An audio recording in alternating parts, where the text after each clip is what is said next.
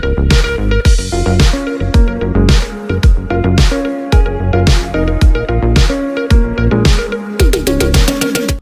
તાલુકા મામલતદાર કચેરીમાં પ્રી મોન્સૂનની મીટિંગમાં નેશનલ હાઈવે ઓથોરિટીના અધિકારીને પ્રાંત અધિકારીએ ઉધડો લીધો।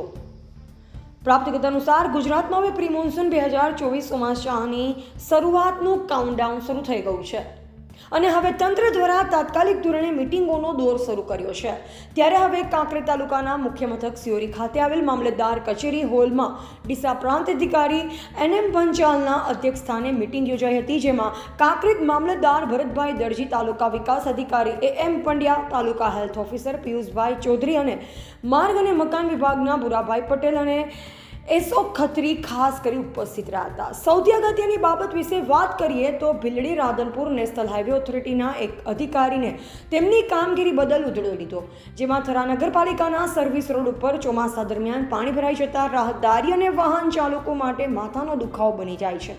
આ સમસ્યાને દૂર કરવા માટે વારંવાર નેશનલ હાઈવે ઓથોરિટીને વાત કરી છે, પરંતુ મગનું નામ મરી પડતા નથી અને કહ્યું હતું કે તમે લોકો માટે કાળજી રાખીને યોગ્ય રીતે કામ ન કરી શકાય તો તમારા જેવા અધિકારીઓને અહીંયા કોઈ જરૂર નથી અને સરકારનો પગાર ખોટો લેવો જોઈએ, એના બદલે ઘરે સારા। જો કે પ્રાંત અધિકારી દ્વારા તાત્કાલિક ધોરણે માર્ગ અને મકાન વિભાગના અધિકારીઓ સાથે વાત કરી હતી, જેમાં રોડ ઉપરના આજુબાજુના વૃક્ષોનું કટિંગ કરી કોઈપણ પ્રકારના જાનમાલને નુકસાન ન થાય તેવી આશા વ્યક્ત કરી હતી, જેમાં UGVCLના કર્મચારીઓને પણ સૂચના આપવામાં આવી હતી કે શેરડી કોલાવાળા લોકોને વીજ જોડાણ ન આપવા તેમજ જે તે વિસ્તારમાં ખેડૂતો દ્વારા ઝટકા મશીનનો ઉપયોગ કરી રહ્યા છે ત્યારે તેની તપાસ કરીને જાણ કરી ચોમાસા દરમિયાન બંધ કરી દેવામાં આવે,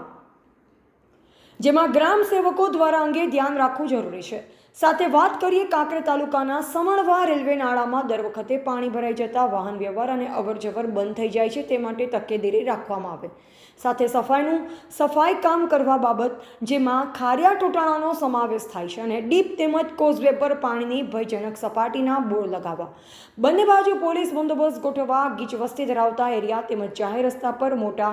હોર્ડિંગ્સ હોય તો જે લગાવવામાં આવ્યા હોય તેની કોઈ તંત્ર પાસેથી મંજૂરી મેળવી હતી કે નહીં તે વિશે તપાસ કરી ભયજનક હોર્ડિંગ્સ ઉતારી લેવામાં આવે, જેથી કરી કોઈ જાનમાલને નુકસાન ન થાય। ચોમાસા દરમિયાન બિનજરૂરી વીજ પુરવઠો બંધ ન રહે તેનું ધ્યાન રાખવું અને કોઈપણ સંજોગો પ્રમાણે પશુનું મોત થાય તો ડેડ બોડીના યોગ્ય રીતે નિકાલ કરવામાં આવે તેવી ઘણી બધી બાબત વિશે ચર્ચાઓ કરી હતી। ત્યારે હવે રાજકોટની ગેમ ઝોનની ઘટના બની, જેમાં કાંકરેજ તાલુકા તંત્ર એલર્ટ થઈ શહેરી વિસ્તારમાં અને ગ્રામ્ય વિસ્તારમાં ચાલતી મોટી ઇમારતોમાં ફાયર સેફટીની સમીક્ષા કરવામાં આવશે અને જો કોઈ કારણસર તેને ફાયર સેફટીની સુવિધા ઉપલબ્ધ કરેલ નથી તો તાત્કાલિક અસરથી આવી બિલ્ડિંગો સીલ કરવામાં આવે તો નવાઈ નહીં,